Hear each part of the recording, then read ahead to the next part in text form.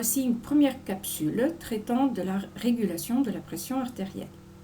Il sera question dans cette capsule de définir la pression artérielle, de voir pourquoi on parle de régulation de la pression artérielle, et je vous propose en fin de capsule une activité.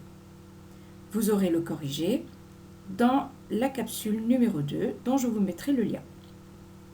Qu'est-ce que la pression artérielle? C'est la pression du sang dans les artères.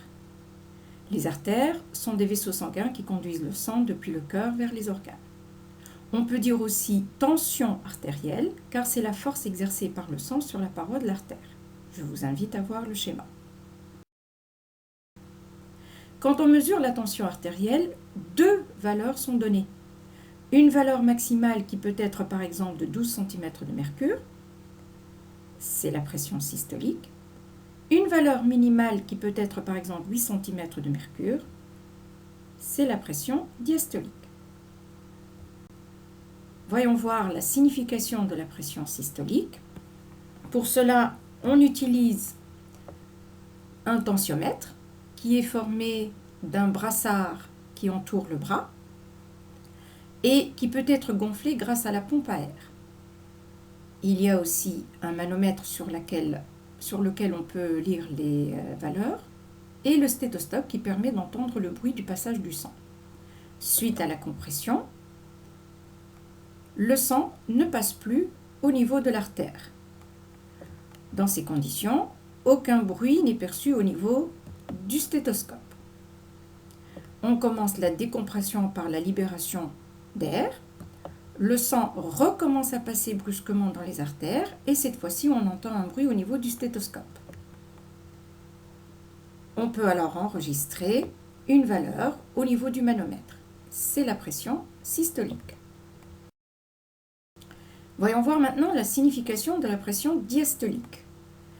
La décompression se poursuit et le sang continue à passer. Le bruit est toujours perçu au niveau du stéthoscope jusqu'à la décompression totale. Lorsque le sang passe facilement, le bruit n'est plus perçu et on prend la valeur au niveau du manomètre. C'est la pression diastolique.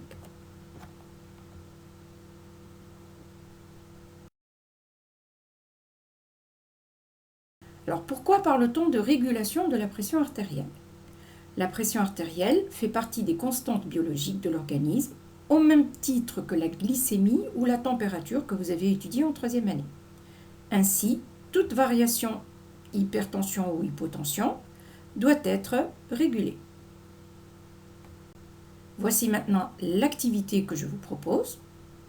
On mesure la pression artérielle dans des conditions différentes au cours d'une journée, chez une personne en bonne santé.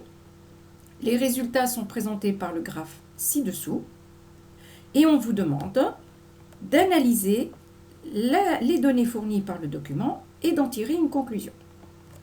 Je vous invite à commencer par la lecture des axes. Donc en axe des abscisses, vous avez l'heure de la journée. En axe des ordonnées, vous avez la pression artérielle exprimée en centimètres de mercure.